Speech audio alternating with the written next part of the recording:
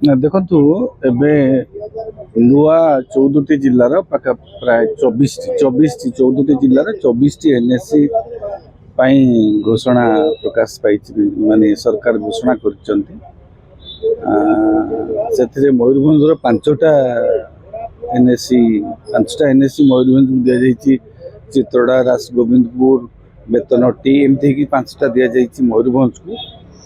ଆଉ ଆପଣଙ୍କର କଳାହାଣ୍ଡିରେ ମଧ୍ୟ ଦୁଇଟା, କଳାହାଣ୍ଡି ନୂଆପଡ଼ାର ପଡ଼ୋଶୀ ଜିଲ୍ଲା କଳାହାଣ୍ଡିରେ ମଧ୍ୟ ଦୁଇଟି ଦିଆଯାଇଛି। ଜୟପାଟନା ଆଉ ଗୋଟେ ଦୁଇଟା ଦିଆଯାଇଛି। କିନ୍ତୁ ନୂଆପଡ଼ାକୁ କୌଣସି ଯେଉଁ ପ୍ରତିଶ୍ରୁତି ଅନୁଯାୟୀ ମୁଖ୍ୟମନ୍ତ୍ରୀ ଅକ୍ଟୋବର 6 ତାରିଖରେ ଯେଉଁ ଗସ୍ତ କରିଥିଲେ, ନୂଆପଡ଼ା ଗସ୍ତ କରିଥିଲେ ଇଲେକ୍ସନ୍ ପୂର୍ବରୁ, ସେ ଯେଉଁ ଘୋଷଣା କରିଥିଲେ ଯେ ଆପଣଙ୍କର ଖରିଆର ରୋଡକୁ ଏନ୍ଏସିରୁ ମ୍ୟୁନିସିପାଲିଟିକୁ ଅପଗ୍ରେଡ୍ କରିବେ, ଆଉ କୋମୁନା ଓ ସିନାପାଲି ଯେଉଁ ଦୁଇଟି ତାକୁ ଏନ୍ଏସି କରିବେ ବୋଲି ଘୋଷଣା କରିଥିଲେ। ପ୍ରତିଶ୍ରୁତି ଦେଇକି ଆସିଥିଲେ, ନିର୍ବାଚନ ପୂର୍ବରୁ ପ୍ରତିଶ୍ରୁତି ଦେଇଥିଲେ।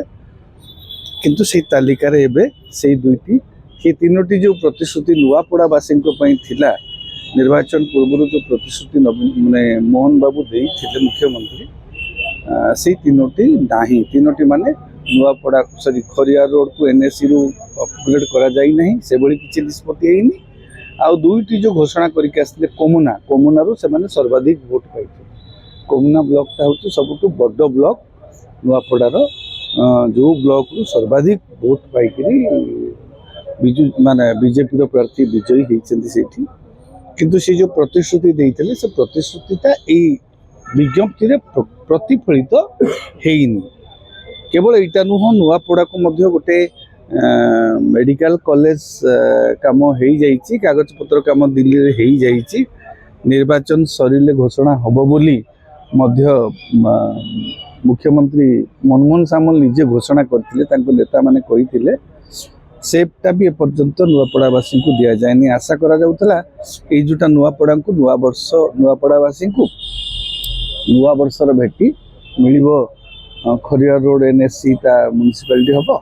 ଆଉ ଦୁଇଟି ସେମାନେ ବି ଆମେ ଯେଉଁ ଗସ୍ତ ବେଳେ ଆମେ ଯାଇଥିଲୁ ବୁଲିବାକୁ, ସେତେବେଳେ ସେମାନେ ଆଶା କରିଥିଲେ, କହୁଥିଲେ ଯେ ଆମର କୋମୁନାଟା ଏନ୍ଏସି ହେଇଯିବ, ସିନାପାଲିଟା ଏନ୍ଏସି ହେଇଯିବ ବୋଲି ମୁଖ୍ୟମନ୍ତ୍ରୀ ଘୋଷଣା କରିଛନ୍ତି। ଅବଶ୍ୟ ଅକ୍ଟୋବର 6ରେ ମୁଖ୍ୟମନ୍ତ୍ରୀ ଘୋଷଣା ବି କହିଥିଲେ। କିନ୍ତୁ ନିଶ୍ଚିତ ଭାବେ ନୂଆପଡ଼ାବାସୀ ନିରାଶ ହେଇଛନ୍ତି। ନୂଆ ବର୍ଷରେ ଗୋଟେ ନୂଆ ଉପହାର ପାଇଥାନ୍ତେ। ମାନେ ଏନ୍ଏସି ମ୍ୟୁନିସିପାଲିଟି ହେଲେ ଯେ ସେମିତି ବିକାଶ ହେଇଯିବ ସେମିତି କିଛି କଥା ନାହିଁ। କିନ୍ତୁ ଯେଉଁ ପ୍ରତିଶ୍ରୁତି ଦେଇଥିଲେ ମୁଖ୍ୟମନ୍ତ୍ରୀ ପ୍ରତିଶ୍ରୁତି ଦେଇଥିଲେ, ସେଟା ପ୍ରତିଫଳିତ ହେଇନି। ନିଶ୍ଚିତ ଭାବରେ ନୂଆପଡ଼ାବାସୀଙ୍କୁ ଟିକେ ଏଇଟା ନିରାଶ କରିଥିବ। ମୁଁ ଭାବୁଛି ଆଗାମୀ ଦିନରେ ଯେତେବେଳେ ଆଉ ଯେଉଁ ସଂଶୋଧିତ ତାଲିକା ଆଗକୁ ବାହାରିବ, ମୁଁ ଭାବୁଛି ଯେହେତୁ ନୂଆପଡ଼ାବାସୀଙ୍କ ଭିତରେ ନିରାଶା ଦେଖାଦେଇଛି ୟାକୁ ନେଇକିରି, ଏ ତାଲିକାକୁ ନେଇକିରି, ଭାବୁଛି ଖୁବ୍ ଶୀଘ୍ର ମୁଖ୍ୟମନ୍ତ୍ରୀ ତାଙ୍କର ପ୍ରତିଶ୍ରୁତି ପୂରଣ କରିବେ।